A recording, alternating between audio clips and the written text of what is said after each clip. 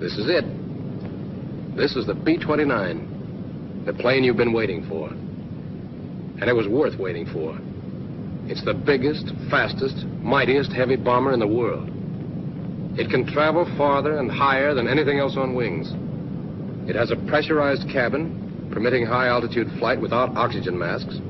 It has 5 remotely controlled, electrically driven turrets, each carrying twin 50s, with a 20-millimeter cannon added to the turret in the tail. Yes, the B-29 is everything you've been promised. And the pilot who flies one has an enviable job. Important, glamorous, and tough. Here's a B-29 pilot. He's measuring the distance between pin centers on the left landing gear. This part of the job isn't so glamorous. But it's the pilot's responsibility to make sure that everything on this biggest bomber in the world works properly. If you were a B-29 pilot, here's exactly what you'd have to do before an operational flight. Check the nose wheel. See that the tires are inflated to 45 to 50 pounds per square inch. While measuring the pressure, look over the tires for general condition also. Watch out especially for cuts or signs of serious wear. One of the ground crew will replace the dust covers, but you're still responsible for his work. After you've measured the pressure in both tires, give the gear a visual check. The strut should be clean, with a clearance between pin centers of 10 inches. And the shimmy damper must be full. That's important. Make sure the rod is almost up to the notch in the gauge on the shimmy damper reservoir. Now you can look over the engine cowlings on your way to the other main landing wheel. This gets the same inspection you've already given its mate. The co-pilot ducks into the wheel well to inspect the equipment there, while you work on the wheels. Measure tire pressures again. On these tires, the pressure should be between 75 and 85 pounds per square inch. Inside the wheel well, the co-pilot examines the wires, connections, and switches. He makes sure all the cannon plugs are on tight, paying particular attention to the plugs on this motor, which opens and closes the nacelle doors, and also to the plugs of the normal and emergency landing gear motors. Then he turns around to examine his side of the strut. He looks it over and inspects the brake lines, making sure that the hose is not chafing and no fluid is leaking. Meanwhile, you're checking the clearance between pin centers again. 13 1/4 inches. Right. Now, are the wheel chocks in place?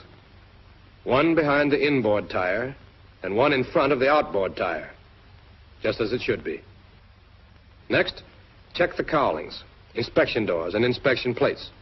You've already examined some of them, but you must be sure all of them are okay. The other members of the crew help you out with these inspections. Here, for example, a gunner tests the fastening of the top cowling. But you'll have to check the security of the other coverings, and there are a lot of them all over this ship. While you're walking along, you can examine the wing seams. Fluid leaking from them means trouble. Now to check the ailerons and trim tabs. All control surfaces and all trim tabs must be inspected. Test the tabs for excessive hinge play by shaking them, and see that the gas tank caps are tightened. If there were extra fuel tanks in the bomb bays, their connections would have to be examined. But now the pilot and the co-pilot continue their tour around the plane. They have a lot to check. Hatches, windows, control surfaces, trim tabs, inspection plates, and doors. But the pilot and co-pilot aren't the only crew members with inspections to make. The gunners, for example, besides helping the pilot check the airplane, must also be sure the guns and gun cameras will work properly. They must inspect all 5 turrets in the same way they're now examining this lower rear turret. After they have the dome and gun cover removed, they see that the ammunition moves freely in the chutes and is correctly loaded. The guns just don't fire with the cartridges in backwards. They also check the safety wiring on the gun mounting bolts, up in there. Then the gun charging switches are put on reset. That conserves the CO2 pressure, which automatically charges the guns. Finally, the gun camera is inspected. Enough film, speed set at 16 frames per second, lens adjusted to the brightness of the day, and the interval control put at the desired number of seconds and turned on. And this turret is all right. The dome and gun cover can be replaced. The tail turret is checked by the tail gunner. But again, the pilot is responsible. If the guns fail, he gets the blame. So he watches the tail gunner as the shutter-all feed mechanism is inspected. Now the other gunners only have to lock the latches. Elevation latch locked. Azimuth latch locked. The doors are shut and fastened, and the gunners can go to another turret. And there's still more work to be done. Each engine must be pulled through 15 blades, with only 2 men per blade. The engineer takes care of that. He sits at his position, making sure that all switches are off, while the 4 engines are pulled through. And now the co-pilot puts on his clothing and collects his equipment before joining the rest of the crew for inspection. Notice that the crew members wear fatigues while making their inspections and change into flight clothing only when they are ready to enter the plane. The examination of the exterior of the airplane is completed, so the crew can fall in for the check of their personal equipment. That's the last item of the before entering the airplane part of the procedure. And it's strictly the pilot's job. Your job. You are responsible for the men as well as the plane. If they fail, you're at fault. Each crew member must have his electrically heated flying clothing, parachute, oxygen mask, knife, a quart of water, and Mae West. Steel helmets and flak vests are already inside the ship at the positions. Apparently, these men are completely equipped. But don't think they only have to climb into the ship and fly away. There's a lot yet to be done. Let's go along with the pilot again and see what he has to do to take a B-29 into the air. He climbs in through the hatch in the nose wheel well. That entrance is also used by the co-pilot, engineer, navigator, radio operator, and bombardier. There's work for every man before the engines are started, during engine starting and warm-up, before takeoff, after takeoff, and then a whole list of additional things to do before landing again. As soon as the radio operator gets in, he climbs back to close the pressure door between the forward compartment and the forward bomb bay. The bombardier is the last one in, so he closes the hatch. The gunners close the pressure doors in their compartment. They also open the cabin pressure valves, which will now automatically maintain the cabin pressure at the desired level. 3 compartments in the plane, the pilot's compartment, the gun control compartment, and the tail gunner's compartment, are sealed off from the rest of the fuselage and supplied with this compressed air. The cabin pressurizer keeps 8,000 feet altitude inside the plane until the outside is at 30,000 feet. If the plane gets higher than 30,000 feet, the pressure inside drops off gradually, but it is always 13.4 inches of mercury more than the outside pressure. But let's get back to flight procedure. The gunners take care of the other pressure door in their compartment. But what about the pilot? That's you. You already have your chute fastened, your Mae West on, and the seat adjusted. So you put your throat microphone and earphones on. If you put the mic on first, you won't get so badly tangled in the wires. Don't forget to plug in your disconnector cord. Now to start work. Ask the engineer for Forms 1, 1A, and 01-1-40, and look them over. Be sure that everything on Forms 1 and 1A has been checked. Pay particular attention to the list of defective equipment. If anything vital is out of order, it must be fixed before taking off. The weight and balance computation is in Form 01-1-40. That's important. Make sure it's correct. When you've examined all the forms and signed them, you can give them back to the engineer and tell him to start the putt-putt. You have to turn on the emergency ignition switch. The tail gunner looks after the putt-putt, starting and stopping it on orders from the engineer. But now, you set the jackbox selector switch to command and turn on the proper command receiver and the command transmitter. This puts you in communication with the control tower. Now examine your own equipment. Look over your oxygen mask and make sure your portable oxygen bottle is fully charged. Then try out the cockpit lights. To test the ultraviolet lamps, turn on the switches and twist the shutter. You should then be able to see the light. By turning the shutter back, you can control the amount of ultraviolet light emitted. Next, try out the alarm bell. The gun commander will tell you if it's working. Then depress the brake pedals and pull out the parking brake knob to set the brakes. Look over to the control stand and make sure that the emergency releases and switches are correctly set. Power transfer switch, emergency landing gear release, emergency bomb release, emergency cabin air pressure release, and pilot's over control. Now unlock the control surfaces and throttles by moving the locking lever on the aisle stand full forward. Then release the throttle brake and test all 4 throttles through their entire range. Take it easy. Move them slowly and gently. All controls on the B-29 should be handled in this careful manner in order to prevent damage to the mechanism. There's no need to push hard. And the co-pilot doesn't just sit and read the checklist. He must test the action of the control surfaces, moving each surface, elevators, ailerons, and rudder, through the complete range. The gun commander looks from his blister, observing the response of the surfaces, and reports to the co-pilot. A similar test is made on the trim tabs. The co-pilot turns the 3 control wheels as far as they will go in each direction. That big wheel on the side of his control stand operates the elevator tabs. The aileron and rudder wheels are on top of the control stand behind the throttles. The way the trim tabs follow the setting of the control wheels is also observed by the gun commander, who tells the co-pilot over the interphone how the tabs move. The co-pilot turns the tabs back to neutral after testing them. And now to try out the wing flaps. But first he calls the side gunners on the interphone to make sure none of the service crew will be in the way of the descending flaps. When the gunners report that it's safe to go ahead, the co-pilot presses the flap switch to the down position and holds it there until the flaps have been lowered 15 degrees. 15 degrees is enough to tell if they're working all right. The co-pilot can't see the flaps, of course, so he watches the wing flap position indicator. But the gunners can check visually. They tell the co-pilot if the flaps come down all right. So now he can bring them back up. The gunners, again, will tell him when they're up.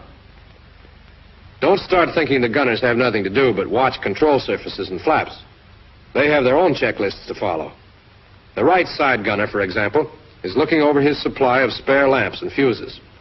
Yep, that's okay. But now you, the pilot, are almost ready to start the engines. See that the automatic pilot master switch is off. Check over the 4 sets of control surface adjustment knobs, making sure all their pointers are up. Then set the manifold pressure selector to the 0 position. And depress all 4 propeller RPM switches to the increased position and hold them there until the lights on the co-pilot's instrument panel flash. Now you're all ready to start the engines, and the rest of the crew should be too.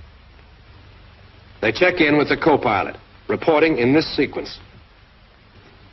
Bombardier, who sits directly ahead of the pilot and co-pilot. Navigator, who is some distance behind the pilot, facing forward. Flight engineer, who is directly behind the co-pilot, facing aft. Radio operator, who sits across from the navigator and faces the right wall. Gun commander, who is in the top of the fuselage amidships and can face in any direction. Left gunner, who faces aft. Right gunner, who also faces aft. And the tail gunner, who stays close to the putt-putt during takeoff and landing. His combat position, of course, is in the tail. Everybody's set now. Warn the service crew outside you're going to start the engines, and tell the engineer to start number 1. And number 1 engine spins twice. And now he turns the fuel boost pump on, closes all the throttles except number 1, sets the fire extinguisher to number 1 engine, presses the starter switch to energize, and then flips it to start. And finally turns the magneto switch to both.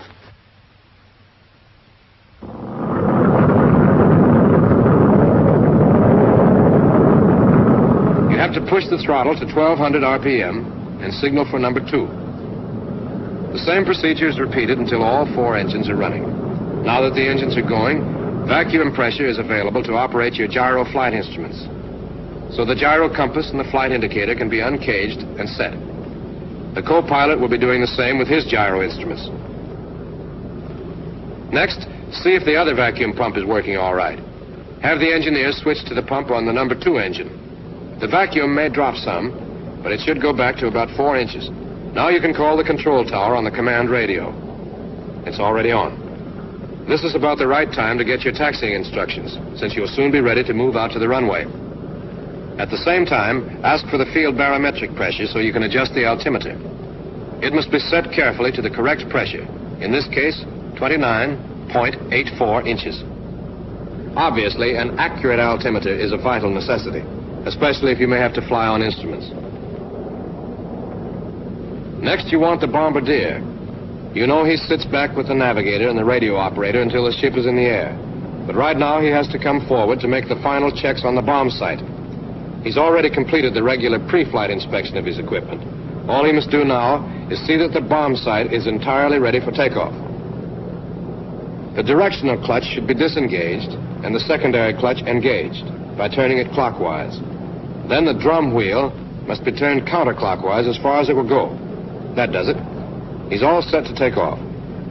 And now you're ready to close the bomb bay doors. Ask the ground crew outside if there are any obstructions underneath the plane. Everything's clear, so you can order the bombardier to close the bomb bay doors. He throws the door switch while you look back through the pressure door to watch them shut.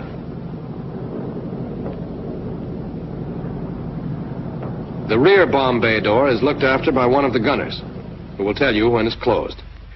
When both doors are shut, the bombardier can go back to his takeoff position in the rear of the compartment. And you're almost ready to taxi. But you'd better make one last check of the turret warning lights. Uh-oh, that lower rear turret light is on. Call one of the side gunners and have him take care of it. Perhaps the turret wasn't stowed. Forget about it, gunner?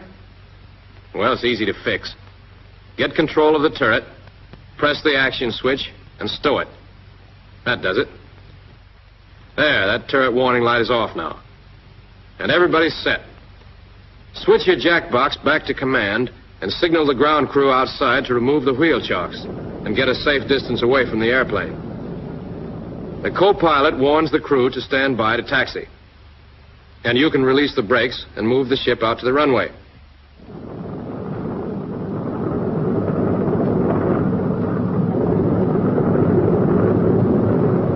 While taxiing, or whenever the plane is moving, all crew members watch from the windows and keep the pilot informed of obstructions. The gunners can provide the most help since the blisters give them a wide view. This is a big airplane. It's mighty easy to hit a fuel truck or another ship and clip off part of the wing or stabilizer. And that doesn't help the flying characteristics a bit. Notice the flaps are kept in the up position. If you taxi with them down, the undersurfaces are likely to be damaged by pebbles blown back by the propellers.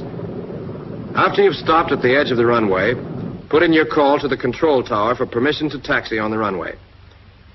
When the tower has given the clearance, move on the runway.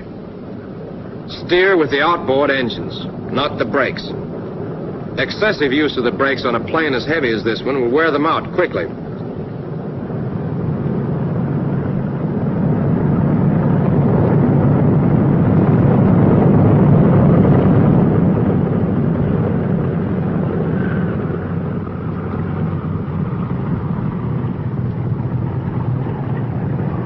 As the ship is turned around at the far end of the runway, notice again how the engines are used for steering. You can see the right propellers moving faster than the left.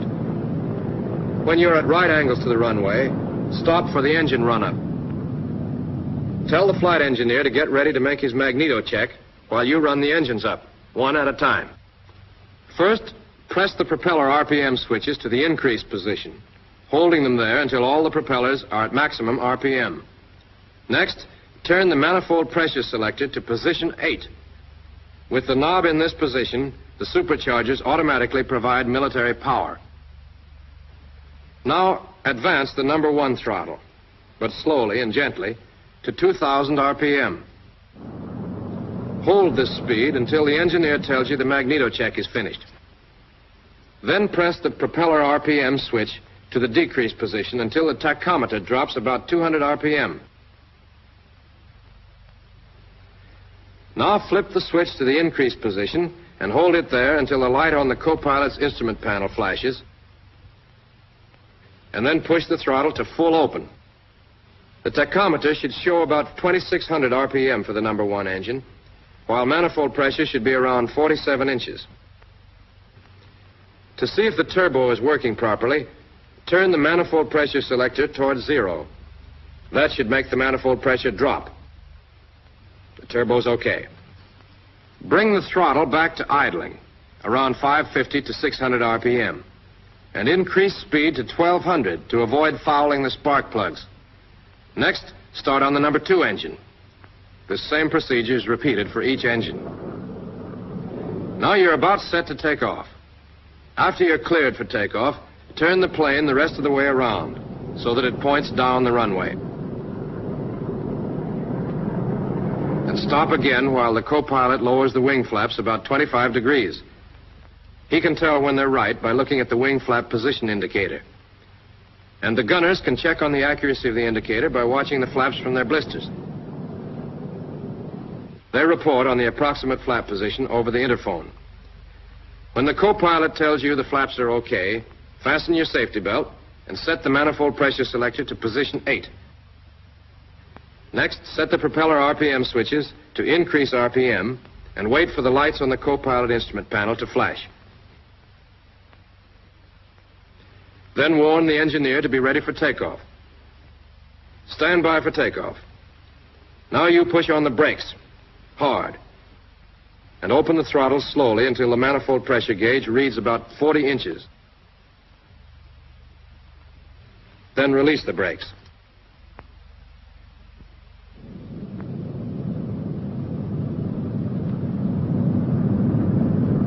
As you gather speed, slowly advance the throttles to full power and set the throttle brake. Manifold pressure should go up to 47 or 47.5 inches. RPM should go up to 2,600. Continue accelerating down the runway until the indicated airspeed gets up to 95 miles per hour. Then slowly pull the control column back, putting the ship in a flying attitude. The plane takes off without further action on your part when it gets flying speed. The exact speed at which it will leave the ground depends on the weight. When the ship is airborne, apply the brakes to stop the wheels, and then have the co-pilot retract the landing gear. He has to hold the landing gear retracting switch in the up position because the switch is spring-loaded. The co-pilot makes sure the nose gear is up by looking through the inspection door on the floor of the cockpit, just ahead of the aisle stand. The wheel is there, all right. At 160 miles per hour and 500 feet altitude, the co-pilot retracts the flaps, snapping the switch on and off until the indicator shows that the flaps are all the way up. The side gunners should be watching from their blisters as the plane takes off. They tell the co-pilot when the flaps and landing gear are up. Now you ought to change from takeoff power setting to climbing. Adjust the manifold pressure selector until the manifold pressure drops to 43 inches. And decrease propeller RPM to bring the tachometers to 2,400. You can order the engineer to have the putt-putt turned off now, and tell the bombardier to come forward and take his combat position in the nose of the ship. If this is an operational flight and enemy opposition is expected, have the men put on their flak vests. These vests are made of small overlapping links of tough steel sewn inside canvas. Quilting on the inside of the canvas provides further protection and also cushions the shock of impact. Above 10,000 feet, oxygen masks must be worn by one man in each compartment. When you reach the desired altitude, level off and tell the engineer to set up cruising conditions. First, you move the throttles back to about 65% of full power. Individual manipulation of the throttles may be necessary to keep each engine at the same manifold pressure. Now you adjust the propellers and manifold pressure, so turn the controls over to the co-pilot. Start with the props. Press the propeller RPM switches to decrease and bring all 4 propellers to 2,000 RPM. Then turn the manifold pressure selector down until the manifold pressure drops to 30 inches. The needles should stay together in this case. There you are, 30 inches. Considerable juggling of throttles, propellers, and supercharger may be necessary before you get it just right. But that's how you get a B-29 into the air. It's a big, heavy, and powerful airplane. Bigger, heavier, and more powerful than anything you've ever flown. For that reason, it must be handled gently and precisely. You must carefully follow the prescribed procedures. Even a super bomber is no good to the Army if it's in little busted-up pieces. But don't get jittery. The 29 is a sweet ship to handle. When it stalls, the nose drops so that the plane automatically recovers. There's no tendency to spin. Stalling speed varies quite a bit naturally depending on weight and other conditions, but generally it's between 84 and 135 miles per hour. When turning or executing any maneuver, take it easy. This is a big plane, remember, not a fighter. Yet fairly steep turns can be made safely. This 30-degree bank can also be done with full flaps. That's about the limit. And when evasive action is necessary, you have plenty of tricks to pull. Just watch this B-29.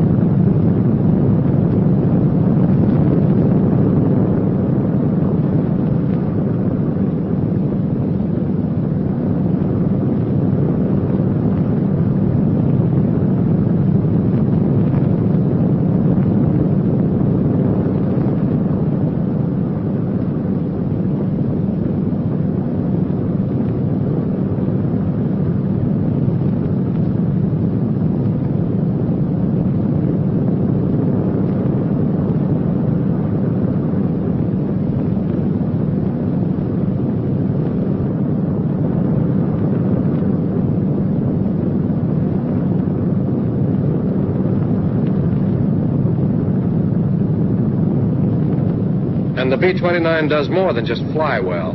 It packs a terrific wallop. A wallop enemy fighters will quickly learn to fear. That turret you see moving is only one of the 5 on the ship, which mounts a total of 10 machine guns and 1 cannon. 4 of the turrets, 2 on top and 2 beneath the fuselage, can turn through 360 degrees in azimuth, 90 degrees in elevation.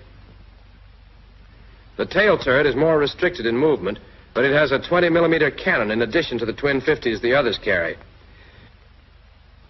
But the big thing about the 29's armament is the fact that the gunners don't touch the guns. The guns are controlled remotely from special sights, and any gunner can fire almost any turret. For example, one side gunner might have control of 2 turrets, firing 4 caliber 50s at his target.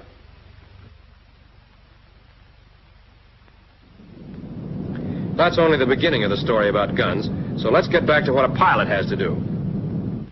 Now you're ready to land. Since you've descended below 10,000 feet, remove your oxygen mask. Tell the co-pilot to take over control of the ship so that you can get out of your flak vest. The vest is easy to take off. Just pull on the cord and it drops away. This speed of removal becomes important if you ever have to bail out, since the vest is worn over the parachute and, well, you figure it out. If you've been riding with the automatic pilot, turn it off. You can't use it for landing, of course, or when taking off, flying turbulent weather, or setting trim tabs. The co-pilot should now warn the crew to prepare for landing and tell the bombardier to climb out of his seat in the nose and get in back with the engineer. Then the co-pilot has the engineer start the putt-putt. You check the turret warning lights. All the lights are off. Then call the control tower and get landing instructions. At the same time, ask for the field barometric pressure and set the altimeter to correspond. Now the co-pilot hits the brakes to test the hydraulic pressure. Both normal and emergency systems should have 800 to 1,000 pounds. To find out about the emergency pressure, you have to ask the engineer. At the same time, you can see if he's ready to land and get his log. He has calculated the new weight and center of gravity since you've used up a lot of gasoline by now. You should look the log over, but the co-pilot will check it carefully, examining the center of gravity and weight computations.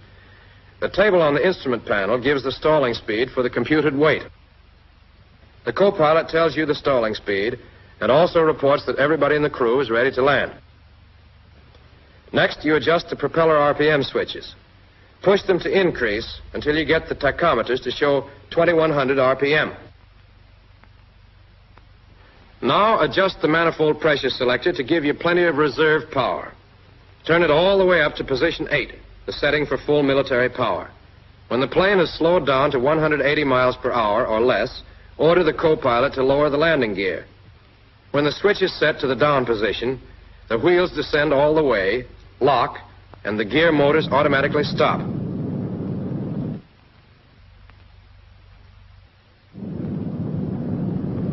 When the left and right gear are down, the side gunners, who should now be watching the wheels and flaps, will report to the co-pilot. He himself can make sure the nose wheel has been lowered all the way by looking through the window in the floor of the cockpit. Next, the flaps should come down. If you've been in combat, the co-pilot should lower them first only 5 degrees. If they were damaged, lowering them all the way might rip them off the wing. The gunners can look them over and report on their condition. The flaps are all right, so the co-pilot can lower them 25 degrees. Notice that he snaps the switch on and off. That way, the flaps descend gradually, and a sudden change in the lift characteristics of the airplane is avoided.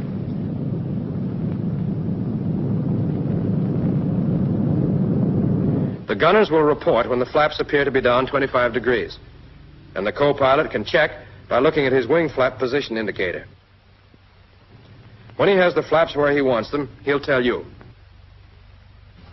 Then you'll probably have to reset the trim tabs because of the change in the flap position. Next, adjust the throttle brake to a comfortable tension. And don't forget to turn off the detonator power switch. Now make a standard approach, keeping the speed about 30 miles per hour above stalling.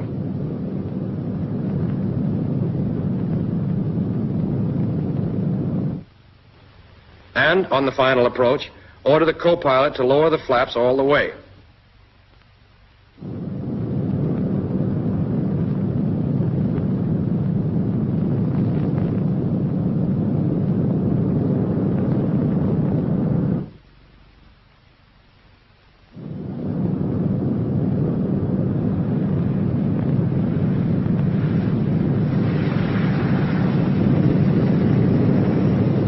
When you touch the ground, the plane should be slightly tail low and going between 95 and 100 miles per hour. Notice how the main wheels bear most of the shock of landing. Then the ship slowly settles forward. Don't apply brakes immediately. Let the plane lose some of its speed rolling. Then turn the manifold pressure selector all the way back to 0. You won't need the turbos anymore. And set the propellers at increase RPM. Raise the flaps now while you're taxiing and have plenty of power. You're down now. You've followed your checklist step by step. But there are other checklists, the engineers, for example. So suppose we go back over that landing procedure and see how the engineer's checklist fits in with yours. 5 minutes before landing, the engineer tells the tail gunner to start the putt-putt. The ship enters the traffic pattern at a 45-degree angle to the downwind leg. Altitude is 2760. Speed is 180. Here, the co-pilot lowers the wheels. The mixture controls are set to auto-rich, and the cowl flaps open 15 degrees. At the end of the downwind leg, the speed should be about 140 or 150, and at least 3 generators must be on. The co-pilot lowers the flaps 15 degrees. After the pilot makes the procedure turn, the altitude should be 2260 feet. The co-pilot lowers the flaps to 25 degrees. The pilot sets the manifold pressure selector to position 8 and adjusts the propellers to 2100 RPM. Just before the final turn, the engineer checks the magnetos and turns the boost pumps on.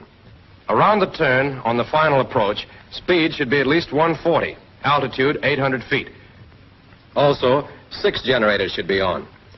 Finally, the co-pilot lowers the flaps all the way and calls out airspeed and hydraulic pressure as the ship descends to the runway.